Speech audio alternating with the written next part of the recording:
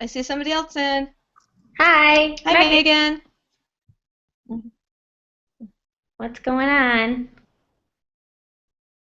I don't know if I have this Not link. much. Just waiting for everybody to get Okay. Um,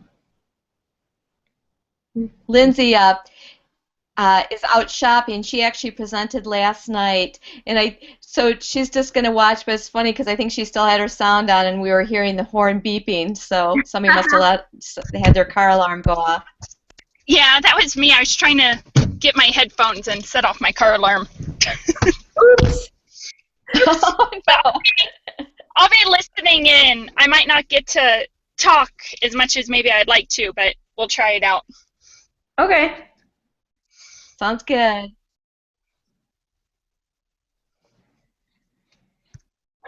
Who else Well, are? it's 8:02. Where is everybody? I was gonna say I don't know who else signed up for tonight. Um, Tim, James, um, Tim and James and Christy. Kelly is not. Kelly's not going to is not presenting. Kristen and Lindsay and Sammy presented last night. So Tim and let's see. That's weird. Tim had a maybe. That's strange. Hmm. In the RSVP thing? Yeah. I mean, it's 10. I thought it was 10 points. This is a big part. I mean, if people don't present tonight, it's a big part of the grade. Yeah. But I guess that's their problem, not ours. I recognize the room you're in. I remember. You must be back up in the UP house, right? Yes, I am. I am. I'm envious. I'm sure it's beautiful up there, especially now with the weather. It is. I last night. I mean, I'm sorry, not last night. This feels like last night. We had never been to Grand Marais before, which is up on Lake Superior. And my two granddaughters, I have a 10-year-old step granddaughter and a 3-year-old granddaughter, and we took them up to look for agates today. And so we're all kind of sunburned and tired. And it was cool. I mean, it felt like it was probably in the high 50s or low 60s, but it felt a lot warmer on the sand, and there was so much fog you couldn't see the lake. But once we got up to it, and it was I mean, we found so many stones. I don't think we found any agates, Yeah. but we still found a lot of stones. So Pretty it cool. was fun. It was something to do because we had a huge rainstorm here this morning, Oh, and but then it got absolutely gorgeous. So yeah. good. Well, this is weird. I don't want you to have to present all by yourself. I know Christy was supposed to be on because she emailed me. Yeah. And James, I just got an email from James. We'll wait a couple minutes. Okay. I mean, I did have some questions that I was going to ask them, but I could present to you. Yeah. Yeah, the frustrating thing is the whole idea. This is a brand new assignment. We've never done it before in 811, and I'm Yeah. kind of disappointed that it's not taking off like I thought it would. We have a really big class next time, though. We have 20 people right now that starts on June 30th. So, and with only, what do we have, 2, 4, 6, we only have 7 people in this class. No, yeah, 8 people. So, what's going on? Yeah. It's weird. And, and people shouldn't have any difficulty getting in. I'm just going to go copy this URL real quick. Okay. I mean, because I sent invites, yeah, there shouldn't be any difficulties, but I'm going to go over to Desire to Learn and go through the URL in there too, just in Okay. case.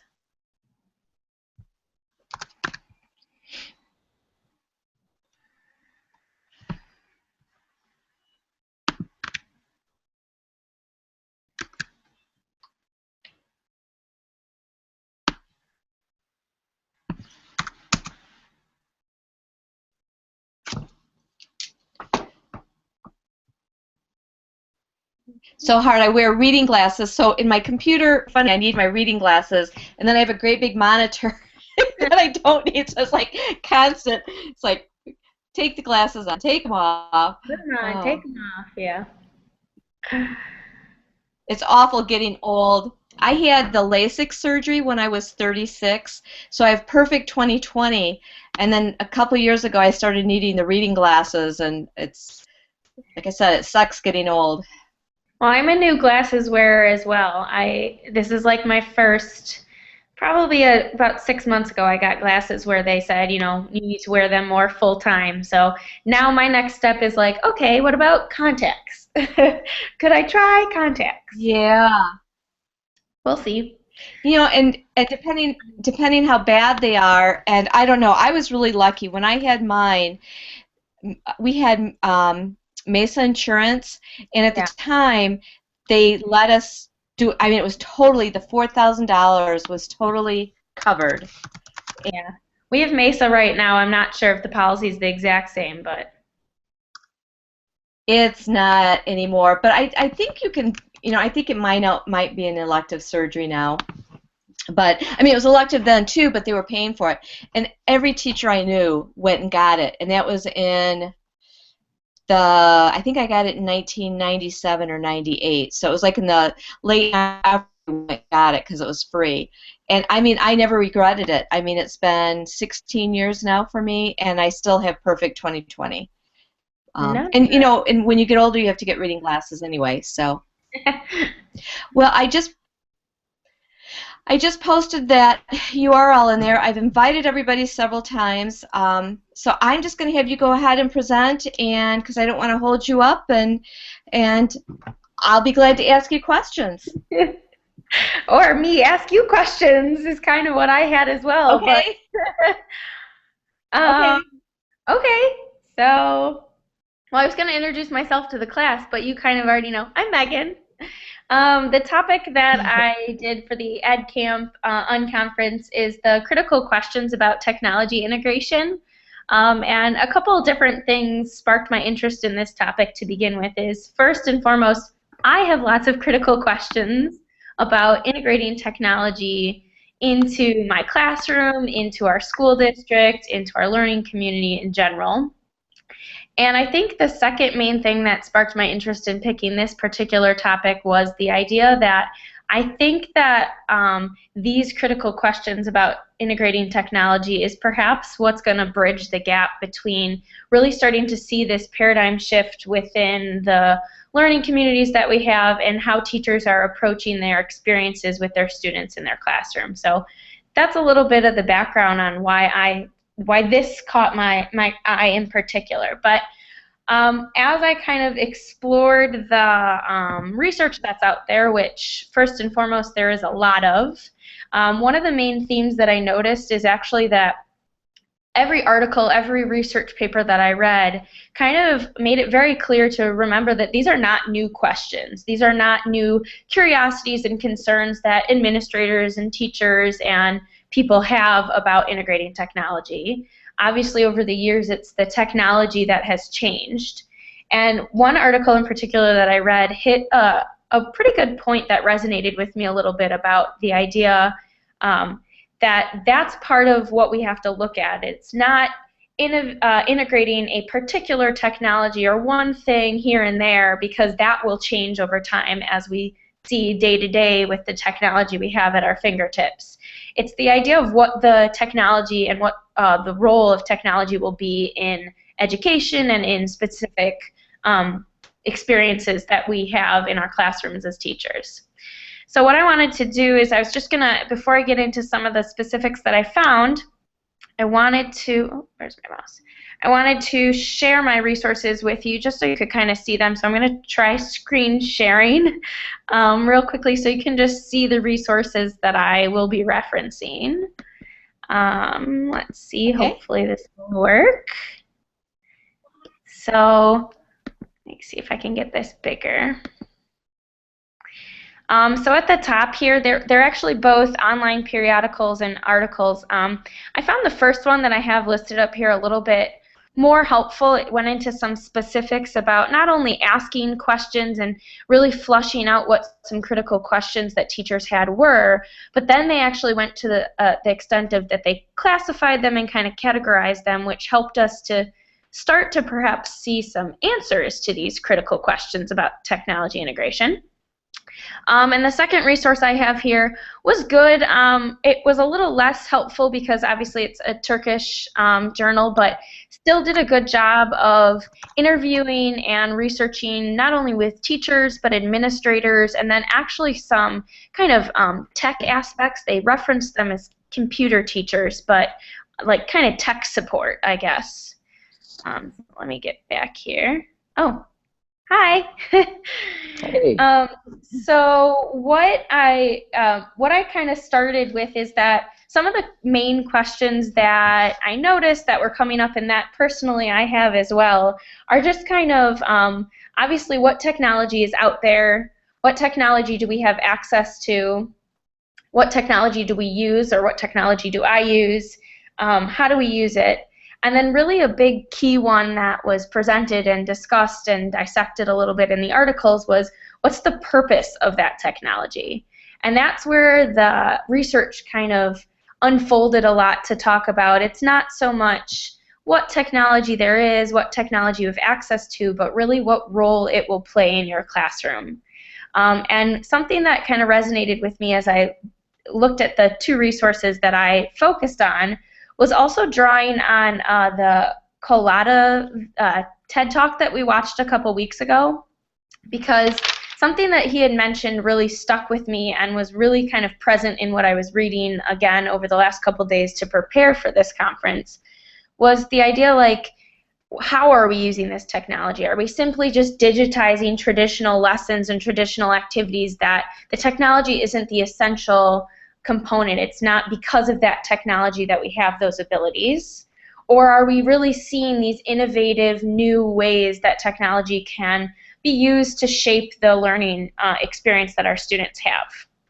And I know that, you know, one of the main things that I imagine most teachers think about as this new wave of technology and kind of student-centered curricula and classrooms kind of take flight here is that exact question of, how am I using this technology? And they did, so in the Turkish online journal that I read over, one of the main focuses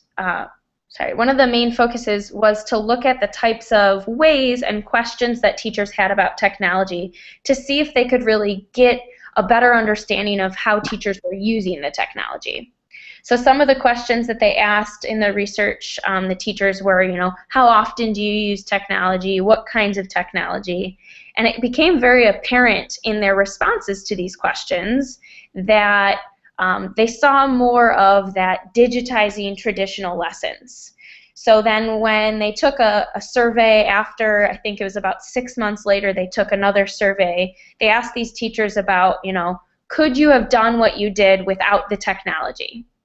And a lot of, I think it was like 62% of them said yes, which kind of made their thinking, and really perhaps a crucial component in this paradigm shift, very important and very visible, because the whole idea here is that technology and the innovative material that we have to work with has so much more ability than that.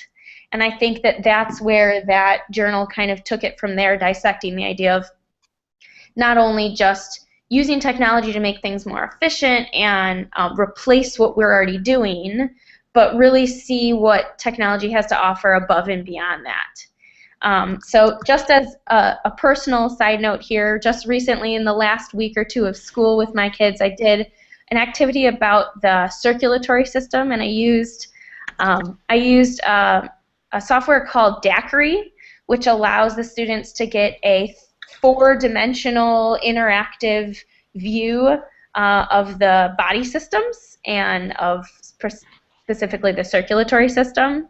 And it really wasn't until I had that lesson, I think, that I fully, as a teacher, understood the idea of, like, I wouldn't be able to do that without that technology. You know, an experience that the students probably would not have had before that point became possible because of this innovative piece of technology, this augmented reality program that I found. When I looked at the other piece of research, kind of the one that I indicated was a little bit more helpful, the other journal, they surveyed a lot of teachers, administrators as well, and they said that the questions that teachers were having about technology and somewhat of what they called the barriers that teachers faced with technology could really be kind of divided into two types. So they categorized it as like first order barriers, which are more external, like resources, time, support, training, accessibility, things like that. And then the second one, which they referenced as second order barriers, they really dove into a lot because it was more of like, what are teachers' values of the technology? What are teachers' beliefs about how that technology can be used in their classroom? Obviously very different questions than just, hey, what technology do you use? But really, as a teacher, what role do you think technology plays in your classroom? And you know, how do you see it meshing into what you do, I guess, day to day? So they took it a little bit further in that article, and they looked at these second order barriers, which are the idea of, you know, how do we perceive the value of the technology and our personal comfort level really with it. And they saw that most teachers are very comfortable in infusing technology in ways where they are replacing what they are already comfortable with. So an example of this is what they've done where there's lots of like blogs. Teachers are all about blogs right now and seeing how that can be an interactive, collaborative tool in their classrooms. But most teachers, in hindsight, kind of in the secondary survey referenced that like a blog, technically speaking, is also just a class discussion. So they kind of were really getting at trying to flush out with the teachers what really is perhaps holding us back and what questions or concerns still exist that are going to void and close the gap of really, like back to the Collada's idea of digitizing digitizing our lessons versus really using it in innovative ways. And you know, some 60-some-odd% still through the evidence seen through their surveys and kind of their questionnaires are still very much in that comfort zone of simply digitizing and finding technology to support things they already do or that they kind of could do without the technology. So for everyone who just joined us, hi, by the way, I'm Megan. Megan. Hi, Chris. I had a couple questions that I kind of wanted to ask you. So my topic, again, is critical questions about the integration of technology in our schools, something that very much so spiked my interest because I have critical questions about the integration of technology in our schools. So some questions that I just kind of wanted to put out there, and these were actually asked of other teachers in the first research paper that I looked at, was what kinds of technology are you familiar with? What kinds of technology do you have access to currently if you work in a school? What technology do you end up using? Understanding that those two questions are not the same just because we have access to it. Perhaps it's not something we use. And then how do you use it? The last question that was kind of on the survey or the questionnaire that these teachers were asked is where the research kind of spiraled from there, which was, what do you feel the purpose of technology is in your classroom? So both studies kind of were around both of those, or all of those kind of critical questions, if you will. So I just kind of wanted to take some time and hear your feedback about, you know, what kinds of technology is being integrated? What questions do you have about integration of technology in your schools? You know, we all come from different backgrounds, grade levels, districts. So just kind of an open discussion about critical questions about the technology integration in your schools. Open to anyone.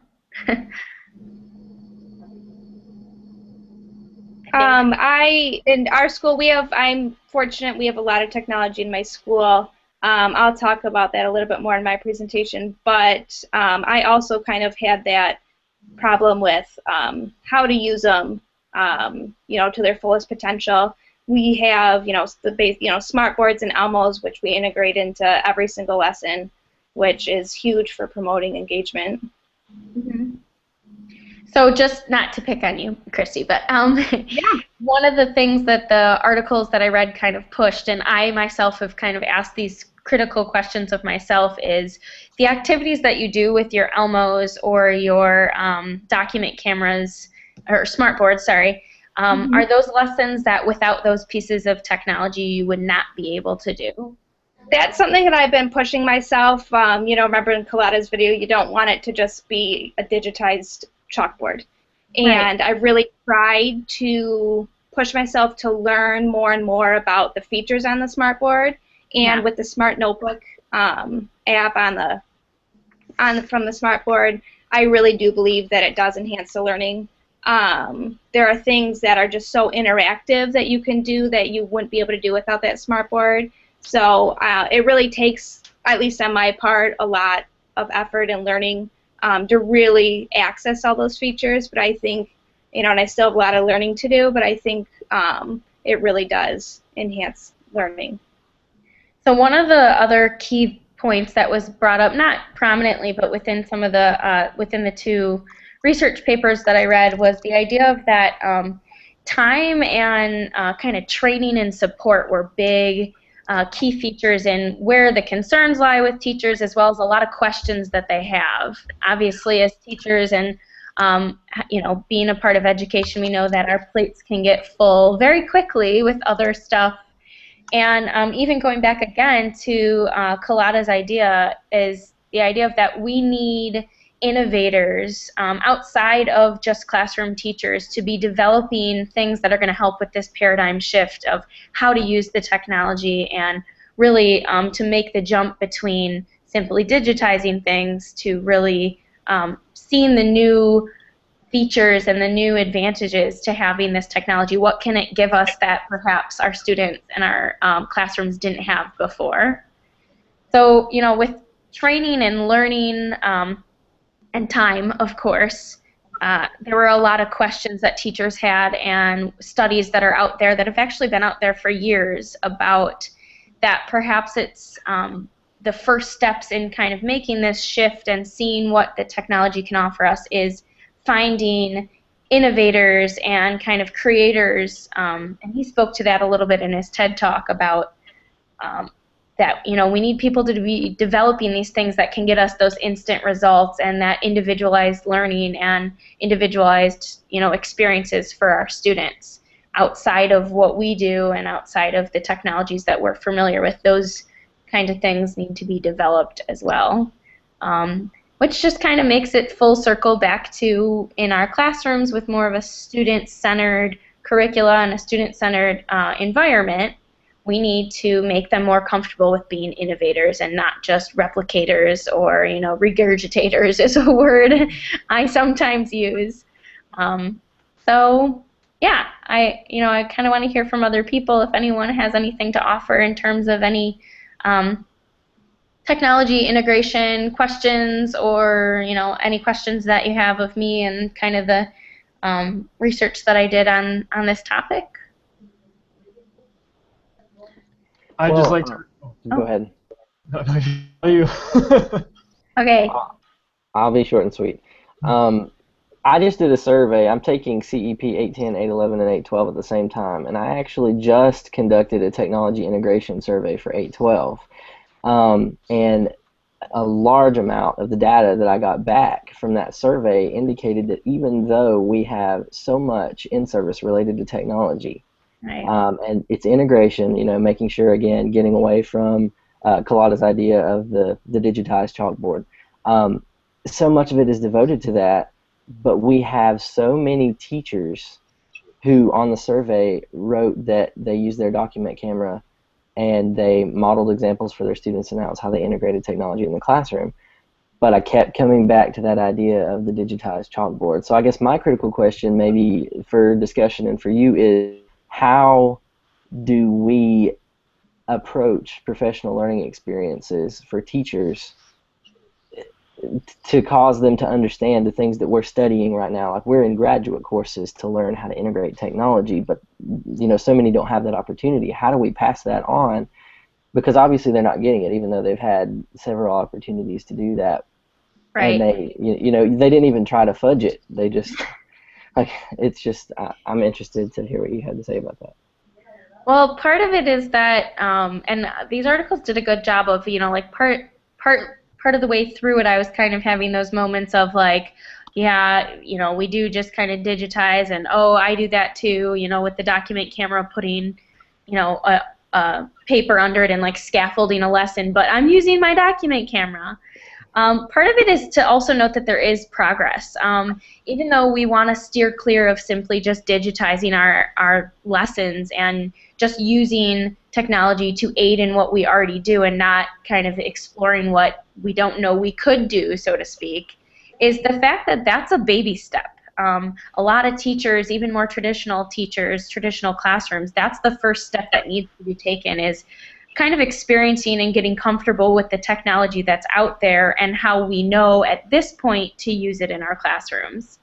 And where some of the research pointed with that next kind of jump and closing that gap on the next big step would be the idea of that we have to be pushed as teachers out of our comfort zone. And for a lot of this, potentially that shouldn't be, well, we're standing in front of, for me, standing in front of 35, 17-year-olds in a chemistry classroom, but other resources and things that have been developed for us to try and expose ourselves to. Because for the most part, and James, I liked your point, it's that so many teachers, including myself, are just not even aware of the potential. Just today, actually, I went back to, we're out for the summer, but I went back to my school and met with about 5 colleagues on, they've gone to some actual EdCamp conferences, and they went to some technology conferences this past school year.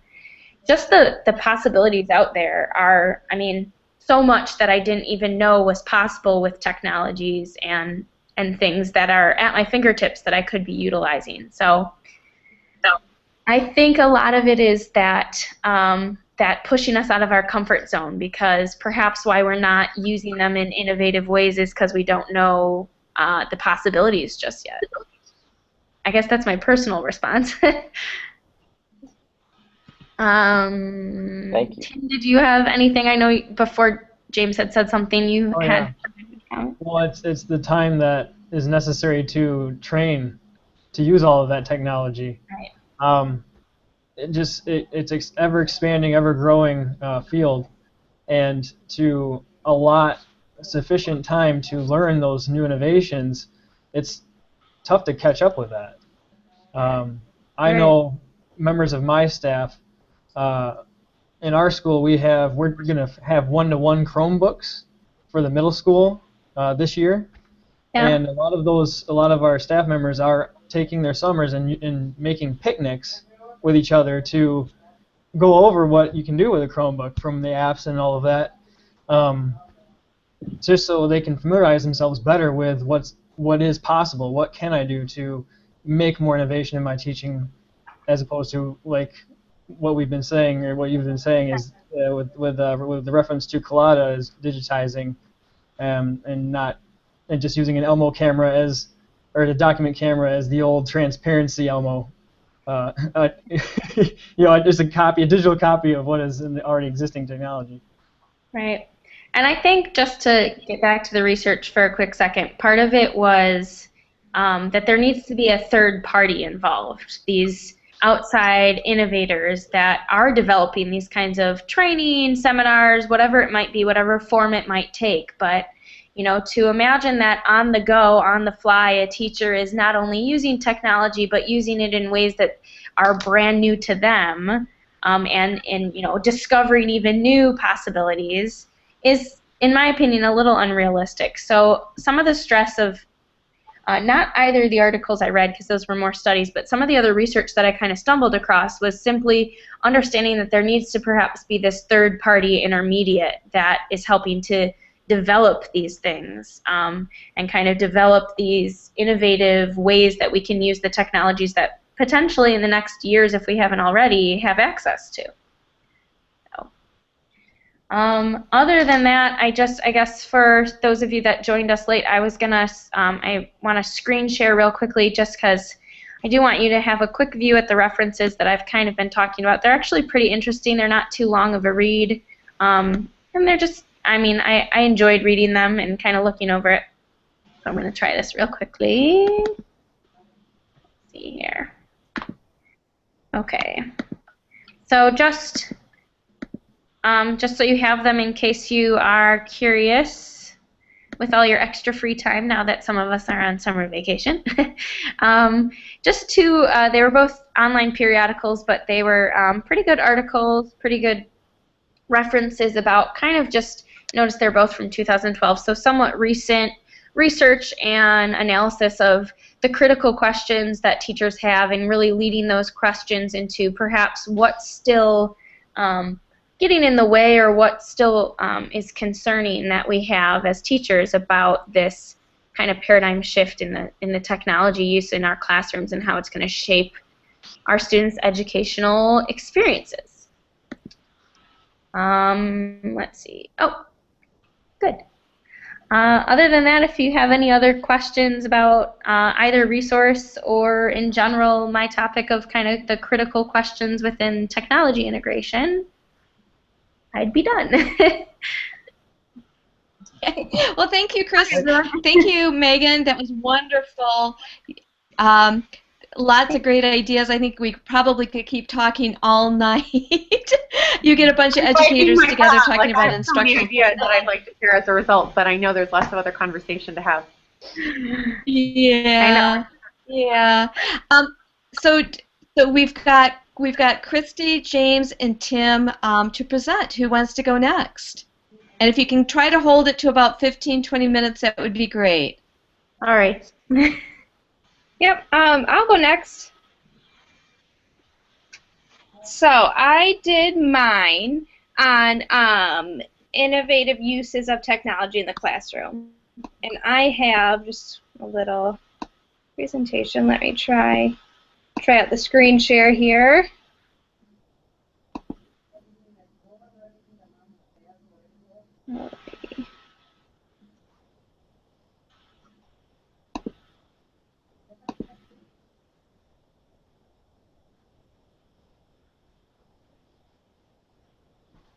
We can see it. Alrighty, good. Okay, so I did innovating uses for technology to support learning, and after I created this, I realized the irony behind using a chalkboard for the background. But I started with the Collada quote about, the difference between simply digitizing current teaching and learning and using technology to reimagine learning. And that's obviously why I wanted to take these courses, because I really wanted to get away from digitizing just traditional learning. I'm fortunate to work in a school that has a lot of technology available, and I found that myself with my colleagues, we've kind of struggled to use, use iPads. We were using iPads as just an internet browser. Or like I said before, the smartboard as your chalkboard. So I wanted to get away from that and really find more innovative uses for this technology. One thing that I want to try that I haven't yet is an Edmodo. I have talked to several teachers who have these, and I think it would be a great way to kind of bridge the learning between home and school, good way to communicate with parents. You can post assignments, kids can post assignments. I would love to try this out. I don't know if any of you have ever set up an Edmodo or tried this. I have, actually. I actually have a question, and I see some other people kind of shaking their head. Does Edmodo have the ability to hide assignments? So, like, if I preloaded, like, assignments on there, did the students have access to them, or can you... I don't know if hide's the right function. I have not used it, so yes, I can't speak to that specifically. You can? Yes, you date the assignments so they show up. So you can actually say what day you want, what date and what time you want. So you can preload them for the whole year if you wanted to. Yeah, that's what I was going to say. Good. That was That's just a what I question. do. I Even use better. it for I love it. I use it for several communities. You can now use it. For a while, people were really using it at the elementary or middle school level, but now Edmodo is using it for communities, and it's a great way to build. It's kind of like Facebook, but it's all educational. So it's it's really neat. That's all I can Yeah. say. Try it. Well, good. I wanted to try it anyway, so love the feedback. I'll definitely be trying that next year. Something that I've done, I don't have my own classroom. I was a building substitute this year, but in one of the first grade classrooms, one of the teachers started blogging with her students. And she used the website KidBlog, and students were able to publish their work to an authentic audience. We have students, a high Japanese population of students in our school, and there's a map on the website that shows you where people are when they're looking at your blog. And there's a huge dot over Japan, because we have a lot of families in Japan that come and read our blog. And the kids just think it's so cool. Like, they're posting their work, and real people are reading it. And so it really just gives purpose behind their work, and they take a lot of pride in what they publish. Students also use it. They can see their peers writing, and they can comment and start great discussions. I had kids over spring break that were posting on the blog. Kids were begging to keep it open during the summer so they could post on it. Like, it really just gets kids excited about writing. And they were writing so much, and it really helps improve their writing skills. And it's kind of fun. They went back to their earlier blog posts, and it just, it's like a collection, a portfolio of their writing. And they were seeing their writing from the beginning of the year and laughing and seeing how much they improved throughout the course of the year. So I think blogging was an awesome tool that I will definitely incorporate in the future.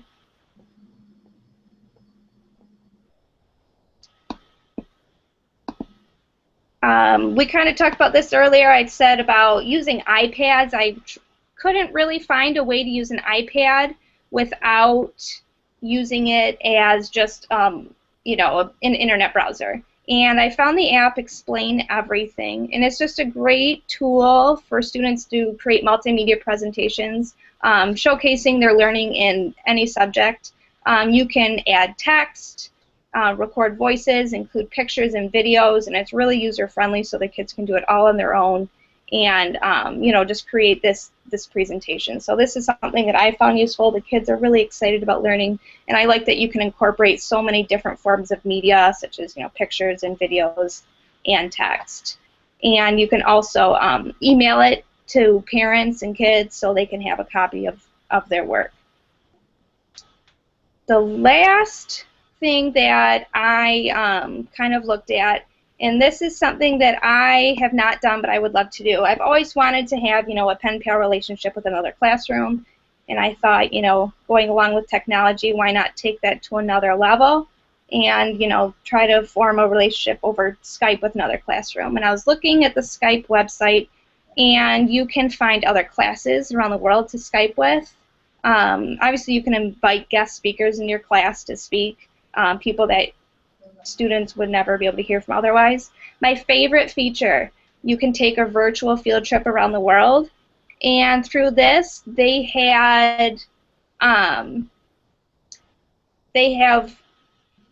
partner with museums, they partner with zoos and explorers that go around the world and actually kind of create these videos that you can watch. The one video on their website, it's a man standing on a glacier talking about how most of our world's water is caught up in ice. And it's so cool. Like, just, it really opens, tears down the walls of your classroom and brings the real world in. And I just think that's something that I'm really excited to bring into my classroom, hopefully in the near future. So I don't know if anyone else has had experience using, Skype in their classroom. I have a question about the Skype real quickly, actually. The resources that you said from around the world, was that just a normal function of Skype, or did you have some other program that you You have to, I just kind of looked at it basically. You can sign up. It's kind of like an additional, like it's Skype for classrooms, and they have like a repertoire of videos that you can kind of use for your classroom. To add to that, because I presented on the Skype last night, Yeah. I think it's called education.skype.com. Yes, thank you for that.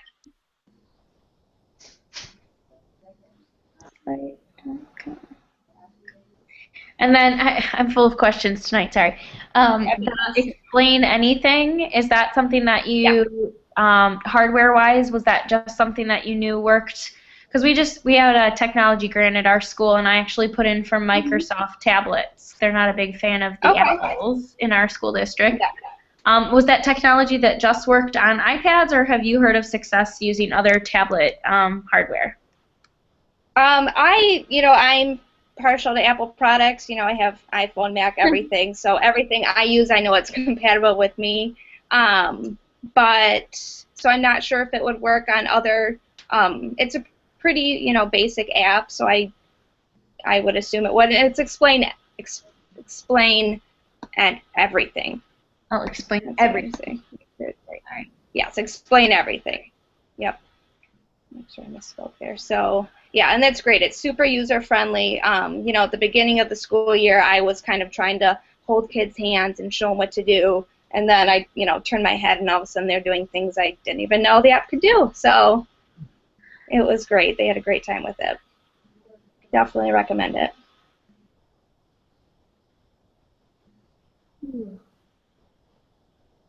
Just to comment on, sorry, go ahead. Yeah.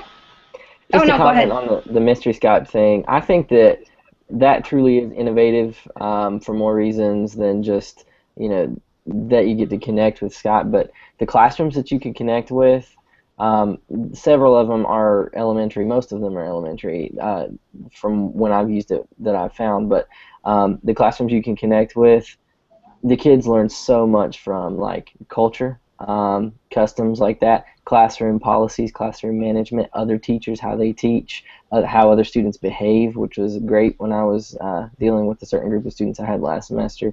But not only that, also I really think that the Mystery Skype captures the 4 C's from the P21 framework. So the creativity, collaboration, communication, and critical thinking. I think that really embodies all of those characteristics. So I'm really glad that you mentioned that, because I really do love using it. Well, that's good to hear. Good to hear the positive feedback. I'm definitely really excited to use that.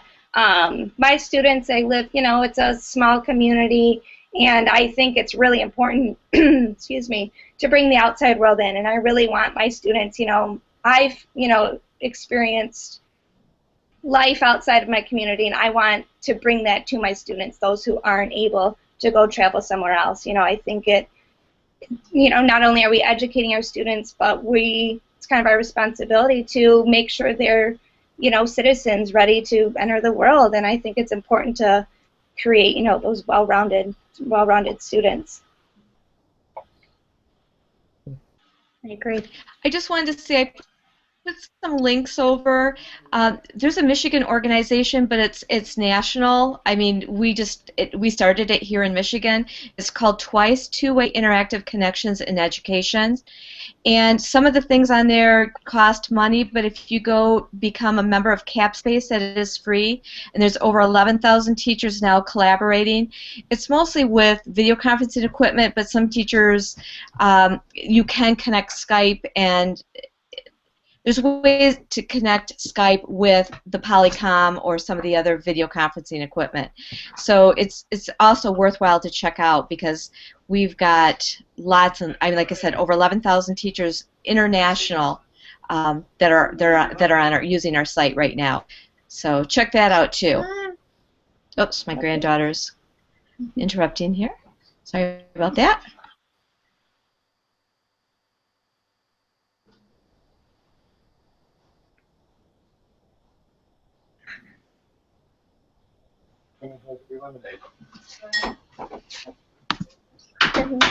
So does anybody else have any questions for Christy?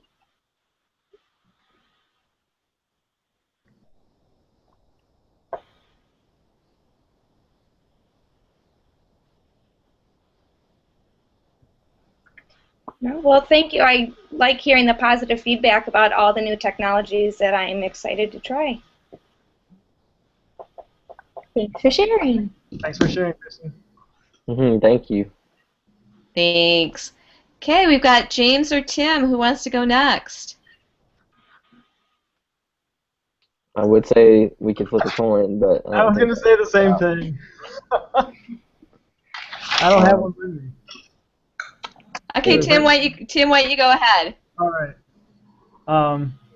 So I studied the innovative technology integration in modern and foreign language courses, and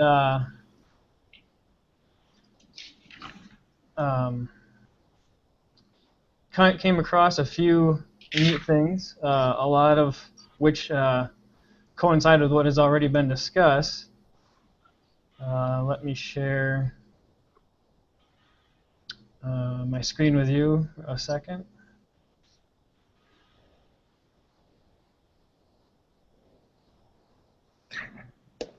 Okay. And so I used a lot of the themes that we've been talking about throughout the program, the CEP 810. I've taken that. I'm in CEP 811, and we'll be taking 812 later. And one of those themes that I saw certain technologies able to lend themselves to foreign language instruction in courses was this idea of gamification. Like what Megan was saying, with all the different innovative technologies available, it's kind of hard to sort through them all and find what ones that you can really utilize that will be effective in instructing and the student learning.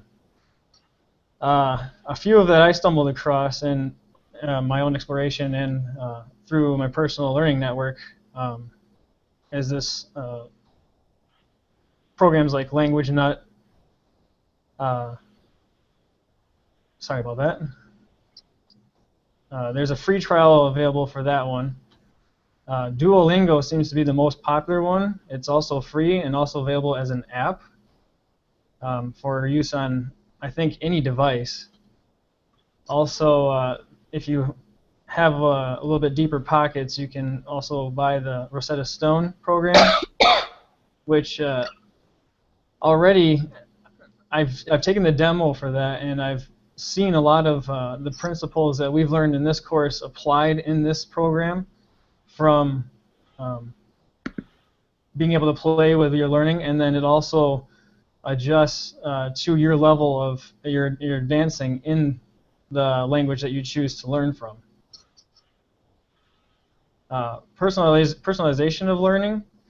I have the unique experience of teaching over 200 students, and so personalizing the learning of each student is a bit of a challenge. I haven't implemented the use of Edmodo, but it seems like through our conversation so far that that's probably the better one to try out. Samantha, also in our course, recommended Dojo on a previous blog post that we had, and that's a little bit more easier to manage. What she said is a little bit easier to manage for the younger learners. I teach kindergarten through 5th grade. So those are two that I found. My question for this area is, how do you meet each individual's unique learning styles and needs? And one of the sources that I came across in our previous weeks was the use of virtual learning environments, and these are the ones that address that. Oops.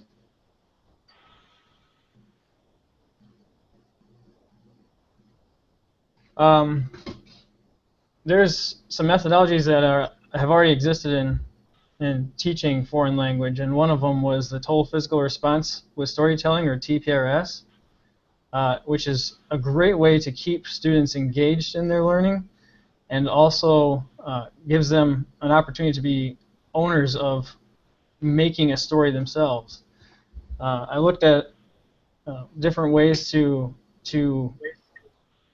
how technology can be used to reimagine this methodology, and one of those was the use of Animoto, a great program to make stories come to life, but also you can use it to collaborate in groups, and students can utilize the target language with each other as they create a story themselves or alongside the teacher. And a question I had for that was, how do you develop creativity beyond digital storytelling? Are there other methods that you can use to reimagine methodologies that exist in your instruction?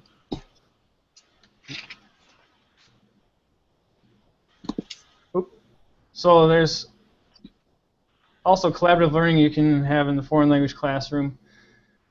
I've been able to try this out with using Google Apps.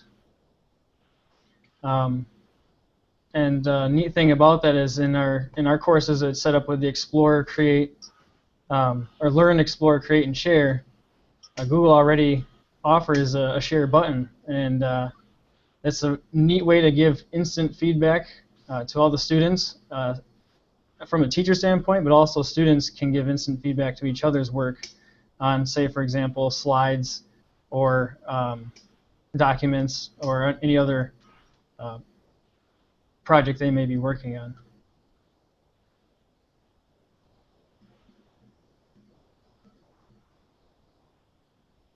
All right. There's my bit.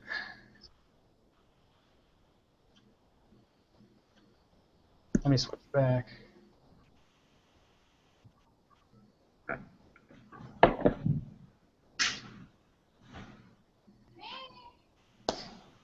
Well, I'll open it up to any other questions that you may have,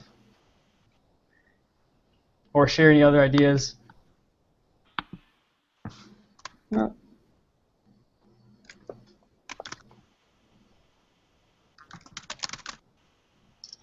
Where Melissa?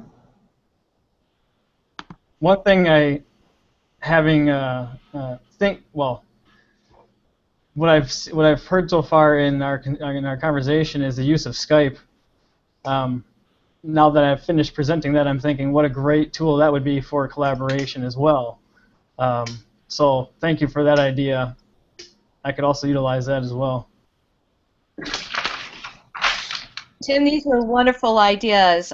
Does anybody else have any questions for them? I mean, I think probably everybody's heads are thinking, wow, these are some neat ideas. And I mean, especially when you start talking about digital storytelling, there's so many, whether you're using the apps on the different devices or just using some of the programs on Web 2.0 programs, or just even using Movie Maker or iMovie on your Mac. There's just so many things that students can do now to be creative.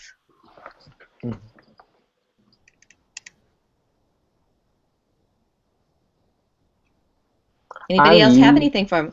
Otherwise, whoops, is it James? Yeah, I'm sorry.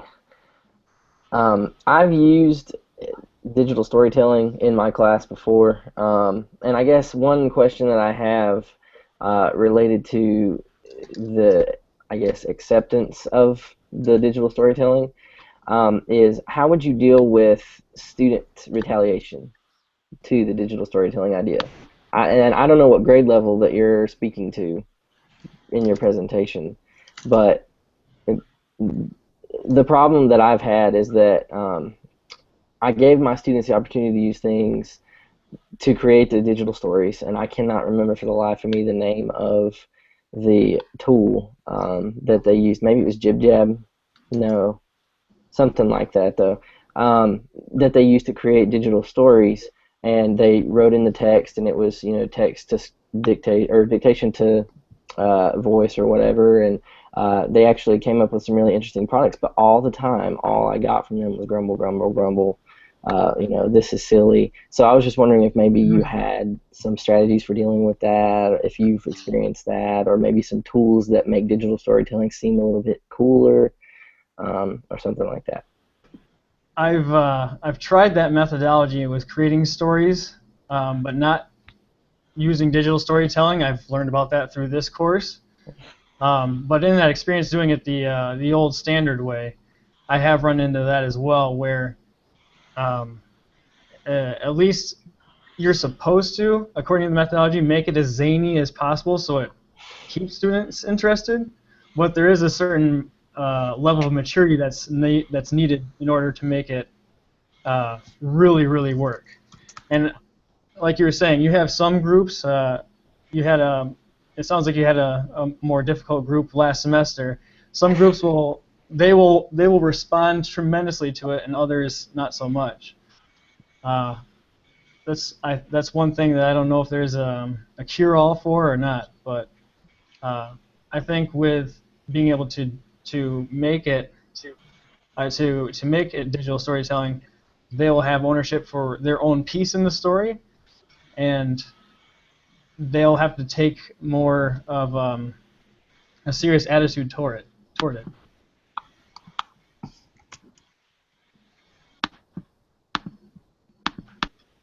But yeah, it's tough to create a story together. Like I said, I teach kindergarten through 5th grade, and the littler ones, it's especially difficult for that. So I try. It works more effectively in the older grades, by far. Cool. Thank you. You're welcome.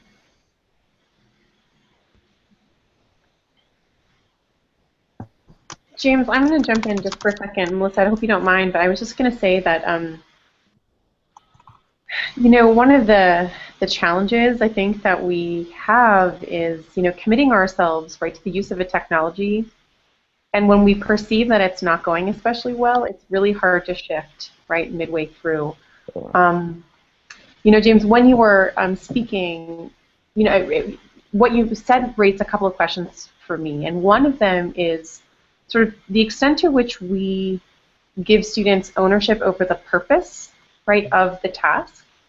And sometimes, I think that when students understand sort of like why, right, it's happening, maybe in that conversation there can be an opportunity for you to discover, right, from their responses something that would be more meaningful, right, or more interesting or something, And I also think that it's okay to just try something else sometimes, to just kind of say, guys, clearly this isn't working. Let's try something else, shall we? Right? Because what I'm hearing from you is that this is not appealing.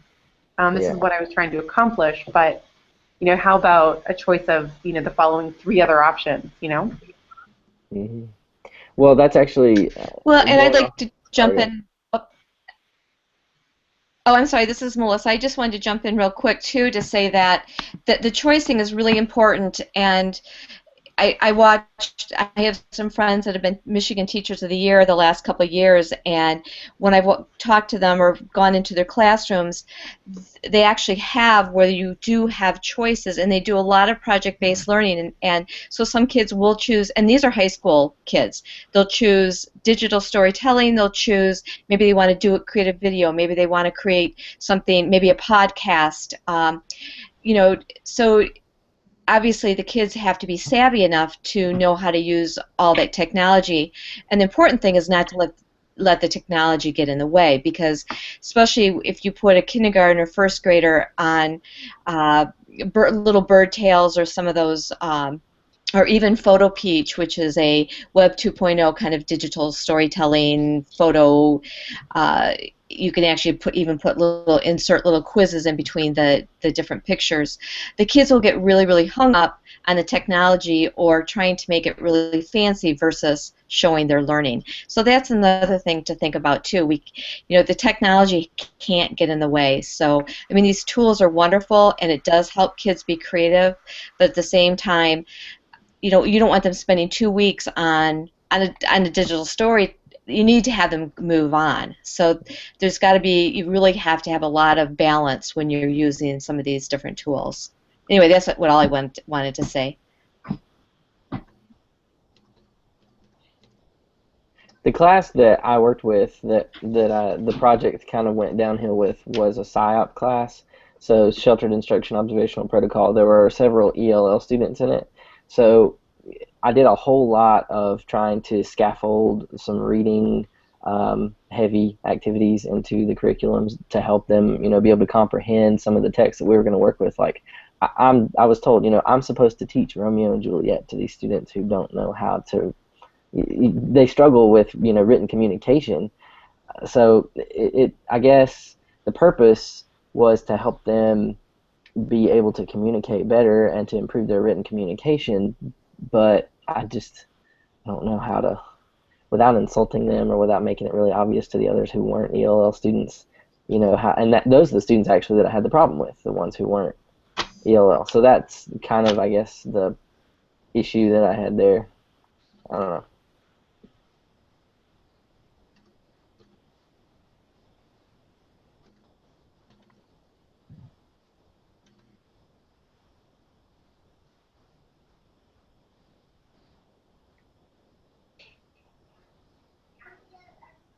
Thanks, Tim. Does anybody else have any questions for Tim? You're welcome. Or any comments? I'm learning a lot from all the technologies that you and all the other people are sharing. It's kind of exciting. I'm taking notes here, jotting down things to investigate, look at this. So thank you. I appreciate it. I'm clicking the links and opening tabs, yeah. Okay, James, you're on. Michelle, you might have to stop sharing your screen because we're still seeing your screen, I think. Because I'm seeing a slide that says collaborative learning in the Florida classroom.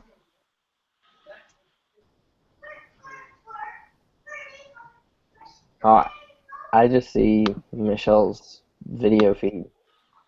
Right. Yeah, I'm still seeing Michelle's too. You're still seeing it, so I stopped screen sharing. I've canceled it. Okay. Any I luck? think mine's working. Mine's working No, too. it's still.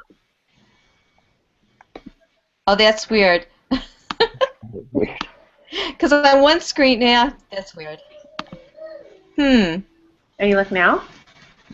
I wonder if I go click. You know what? If I go click on somebody else, it's off. So yep, we're fine. Okay. Sorry. I just exited out of my presentation just to be safe.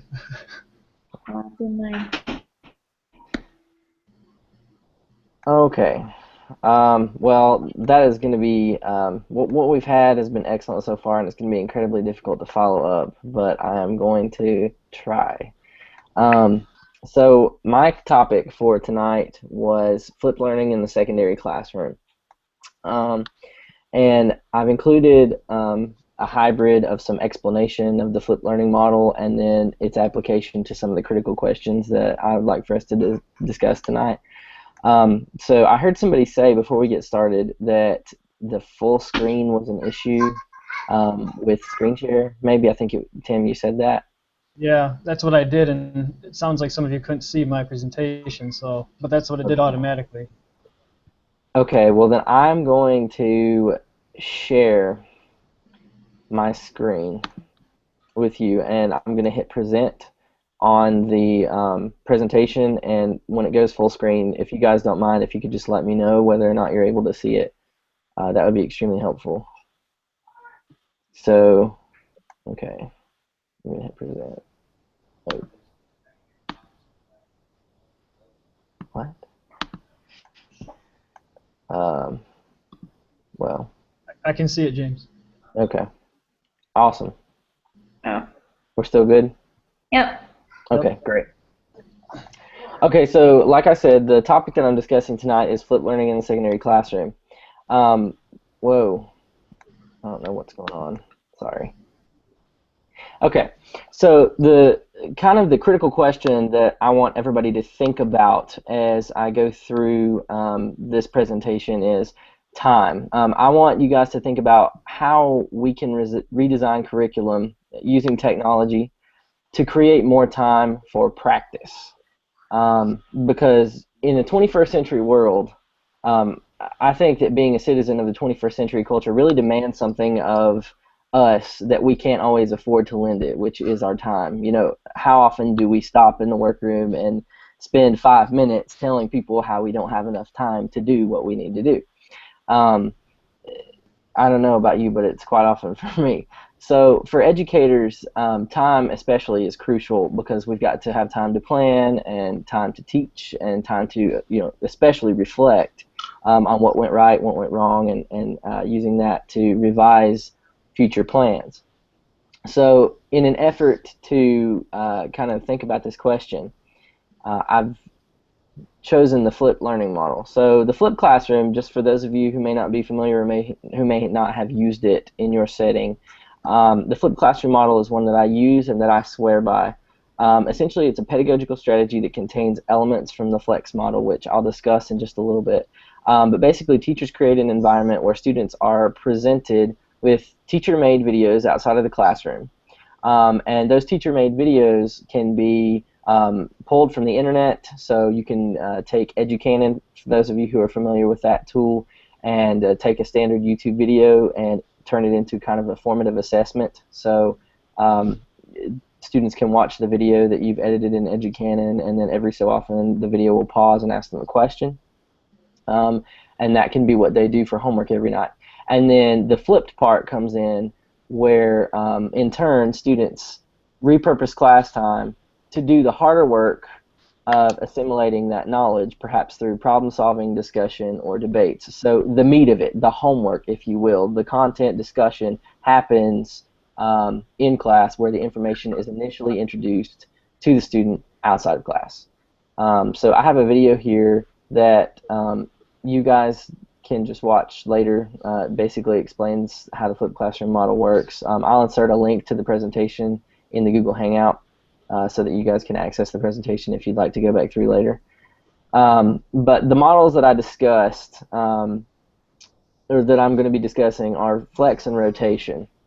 So flex is the one that I mentioned initially, and basically the structure of that is online instruction taking primary residency in the classroom and having just that online instruction supplemented by personal support from a face-to-face teacher through tutoring or small groups or something like that. So I think what the flex model really gets at is efficiency in a flipped classroom model. On the other hand, the other model that I'm going to be discussing is rotation, where students actually move on a fixed schedule between traditional classroom instruction and self-paced online learning. Really, I think that that's not true flipped learning because it's not 100%. It is, and I know this is a blended learning infographic, but I really think that this blends, and it works for some classes and it doesn't work for others. But types of flipping, so I've already explained these, but the flex model, the benefit is that students learn mostly on the brick and mortar campus except for homework assignments. And then the rotation model, is again, that the benefit is the face-to-face support and the adaptive as needed basis activities and small group instruction. Sorry if I'm stumbling over myself. I'm a little bit nervous. Okay, so why flip?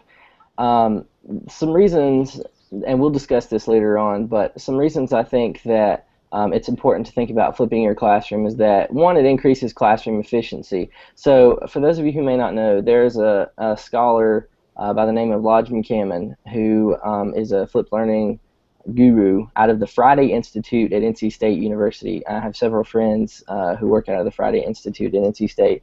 And he just recently, in May, completed a study on the efficiency of flipped learning.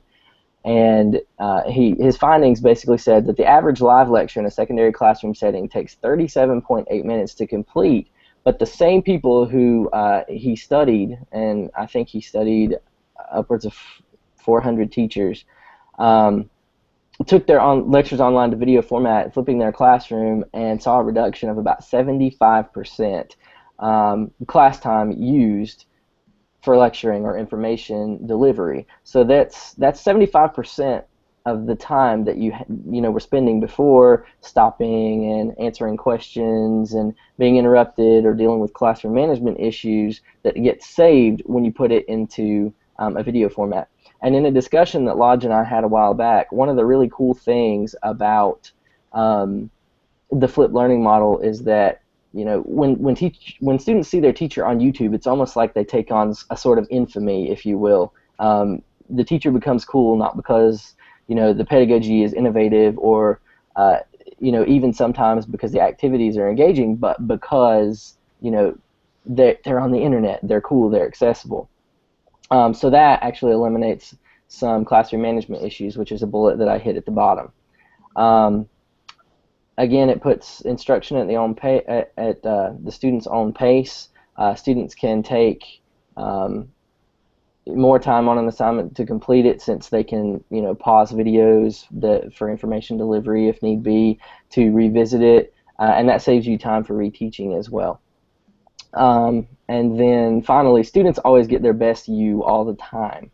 So if you have the same prep, let's say that you teach 4 classes and each class is English 1.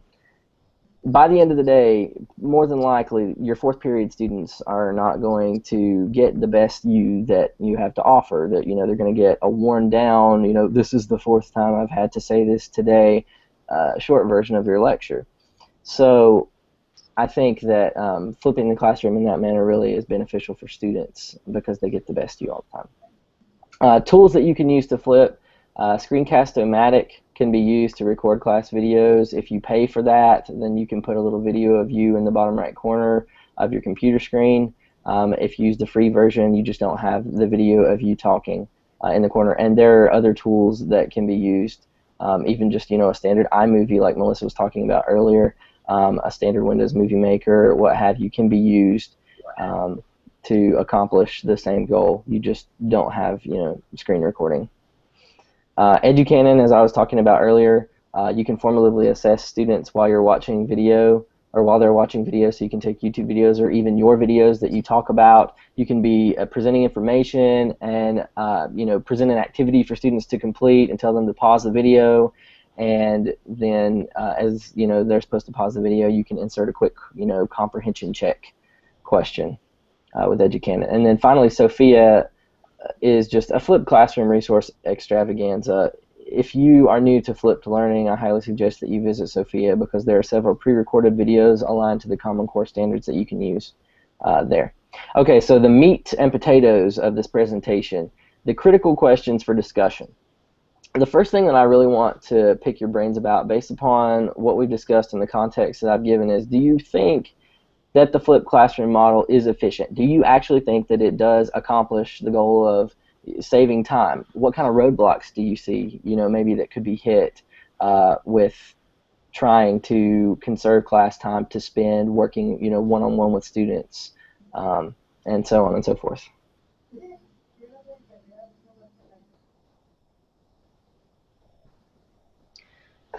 James, if I can ask, do you have experience with both? How long have you been teaching with the flipped classroom model? I have been teaching for 3 semesters now with the flipped classroom model. The first semester obviously was a transition semester, so I was doing more of that rotation at that time because I was trying to create my resources as I was going, but now I've got most of that taken care of. Right. And so have you seen a significant difference?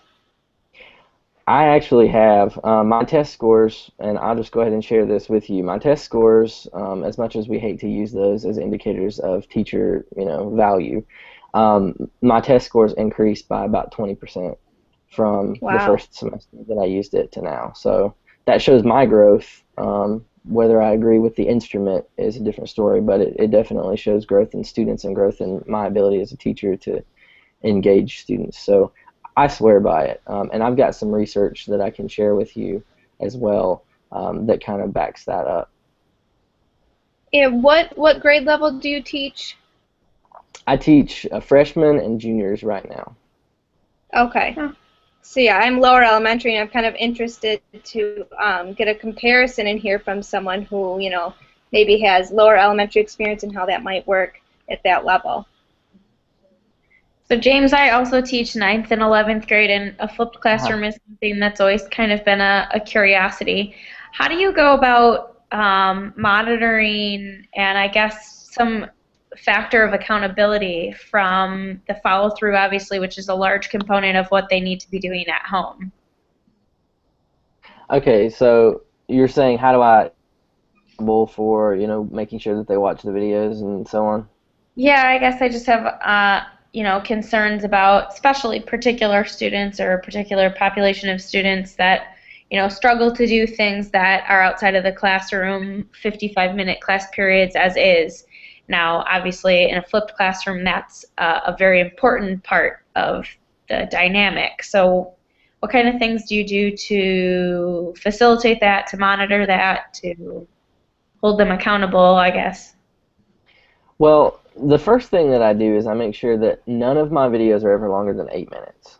So, the time that we would spend, I know there's research, I can't quote the research, but I know that research exists that says that the attention span of an adolescent is something like 8 to 10 minutes, I believe. I don't know if anybody can confirm or deny that. Sounds about right. Less. Okay. Well, yeah, definitely. But I always try to make sure that those are no longer than 8 minutes. So any video that I share with them, whether I've videoed it or whether I have pulled it from, Sophia or something for them to watch, I always make sure that they're short enough that they watch them, or I feel like they do. Then when we come into class, they have kind of comprehension check assignments to prove their learning. So they'll be asked to create a product. So it could be a digital story, it could be a short essay, it could be a 3D rendering in Makerware. It could be anything to prove that they read it. So we always spend a little bit of time. Usually that's on Wednesdays, but we spend a little bit of time making sure that they are keeping up with the videos and things. And then of course, if they don't keep up with the videos, it's going to show up on the assessments. So if I ask them to write an essay about, okay, let's say that I do a 10-minute discussion of Hazel Grace Lancaster and Augustus Waters in The Fault in Our Stars, and we talk about characterization and character development. If I ask them to watch that video Monday evening, and then they come in Tuesday morning and they're supposed to write an essay about elements of characterization on those characters, I'm going to know instantly whether or not they actually did it. And if they don't, then that's where I do the same thing that I would do if it were a traditional classroom. I would call the parents, tell them your student is not doing this, this was assigned. I just want to make sure, and then you've got the parents hopefully support to make sure that they're actually doing that at that point. But I don't have a lot of issues with apathy simply because they like watching videos a whole lot more than they like reading a book. Very true. James, I had a question for you. Oops. Sorry. That's okay. I had a question for you coming from like the elementary.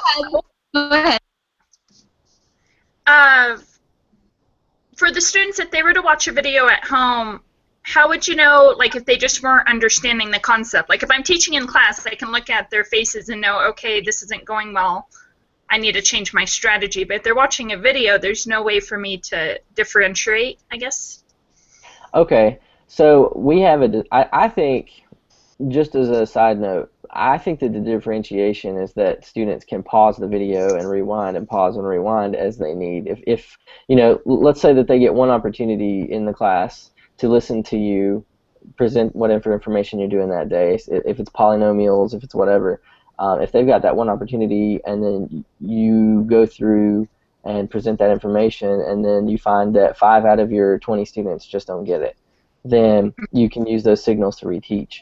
But if they're at home, they get the opportunity, I guess, to pause the video and go back and rewatch it, and if they still don't get it the next day, we have a 5-minute intro, kind of like overview of what we've discussed 3 days a week. So it's kind of like, what did you get out of this video? Did it help you understand the driving question? Because I do some PBL as well, and so did it help you understand the driving question? And I keep a repository of what are called need to knows on the board. So if a student ever comes in and doesn't understand a question, they come up to the board and they write their need to know question up there, and then as soon as I see that somebody's added to it, we discuss it. But we always have 5 minutes or so, 3 days a week, to discuss videos and questions, and then there's always opportunity again for reteaching if a student just doesn't get it. How much time do they spend at home watching? Like you said, the videos are 8 minutes, but is it more than one video, or is there more that they do with the video that make it longer? Never more than one video, and almost never anything extra. Sometimes I'll assign them studying for an exam, or I'll assign them some light reading. Maybe I just haven't had the opportunity to create a video for something that I really want to teach that's new to the curriculum. I'll assign them that, read that for homework, but that's rare. So most of the time they just watch. Okay.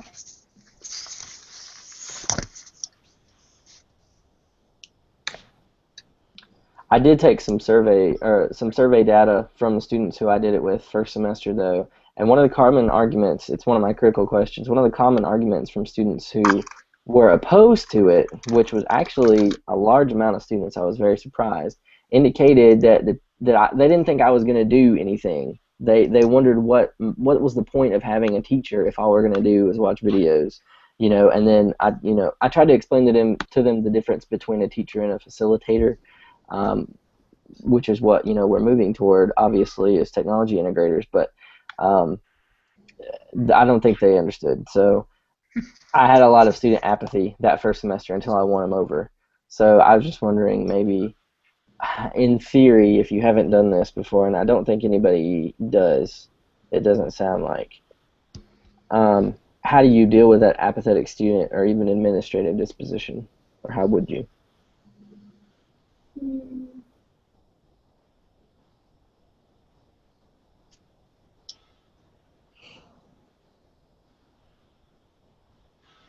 I mean, like you said, James, if your kids' test scores are going up, and especially, to an administrator, I mean, obviously your method is working, and at the end of the day, that's really what counts. It's something new to students that they're not used to. So maybe, them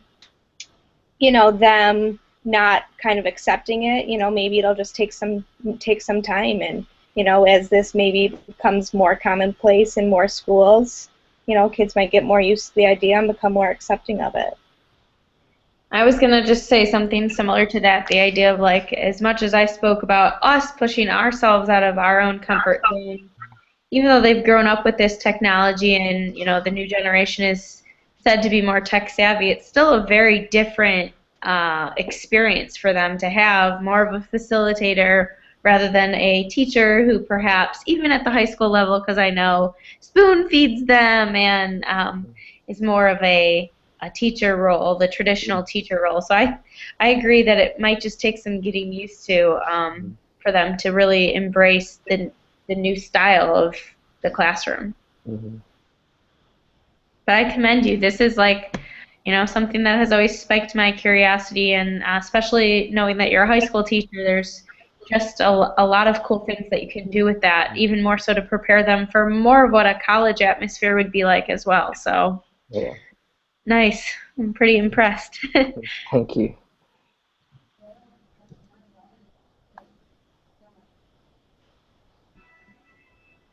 Hey James, this is Melissa. Do you use a course or learning management tool like DTL or Blackboard or Moodle or Edmodo to post all your materials? Yes, I actually use, funnily, it's funny that you asked that, because I've actually started trying to do the Google Plus community thing and create Google communities for students. Oh, okay. And that actually has worked wonderfully, because most of the resources that I share are through Google Drive. So it's made it a whole lot. It's made it pretty much seamless. I did use Edmodo pretty extensively, and I still do use Edmodo for students who. I had a student. It was the craziest situation who their parent wouldn't let them create a Gmail account, so it messed things up. But I've used Edmodo. I just really prefer the Google Community structure because it's really seamless with Drive and Docs and everything. Cool.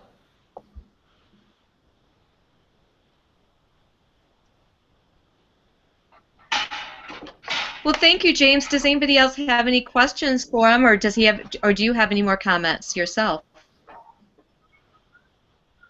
I just really want to say thank you guys for listening to me ramble. I think that a lot of these questions are not easily answered, and I think that's why they're still critical questions. But I think I'm starting to come around. Tonight's EdCamp was absolutely awesome, so thank you. I agree. Yeah, you went through Yeah, the it was hard nice part. to hear all the feedback. That's everything I want to try. Thanks, everyone. Sorry, Tom. That's all Well, right. this is exciting because James went through the hard this part. is our second one that we've. So. Whoops, I'm sorry. I was just going to say this is exciting because this is the second one that we've had last night and tonight, so I think it went really well. So go ahead, Tim. I'm sorry. Well, I was just saying that, James, you went through the hard part of getting it going, and that you're probably still experiencing some of the effects of that. But if you stick with it, like Christy was saying, that you hate to use the test scores as a barometer, but like she said, at the end of the day, you're seeing the success already. Mm-hmm. I tried one of my lessons from CEP 810 this year, and it was a rough class, but they really ate it up. It was amazing to see the fruits of what we've been learning in this course really come to fruition. So yeah, Yeah, and thanks just all for sharing all your forging ideas. on. I have experience. Sorry, Tim. Nope. I was just saying I have experience with PBL too, and I know at the beginning I received some pushback, from other teachers, administrators, and students as well. It's a lot of work, and I think, like we've all said, it's just kind of getting used to that. It's a new style. It's a lot of work the students have to put in, but if they get used to that, then I think, it really pays off in the end. Mm-hmm.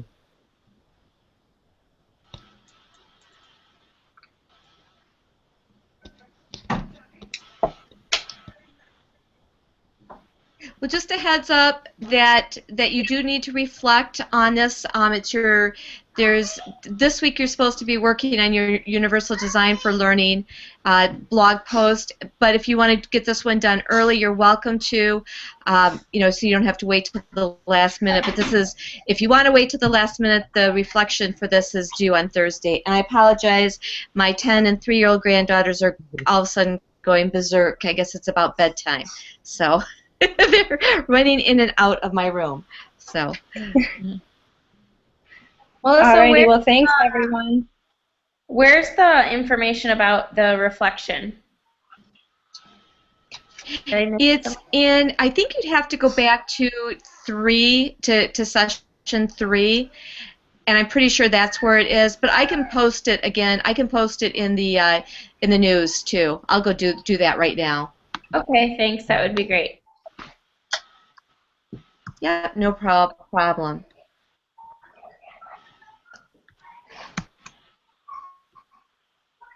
Was there anything else from anybody?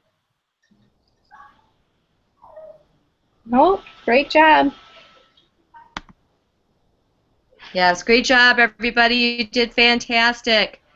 If you were nervous, we couldn't tell. Have a good night, everyone. Yeah. Yep, good night, everybody. Bye. Thanks, guys. Bye.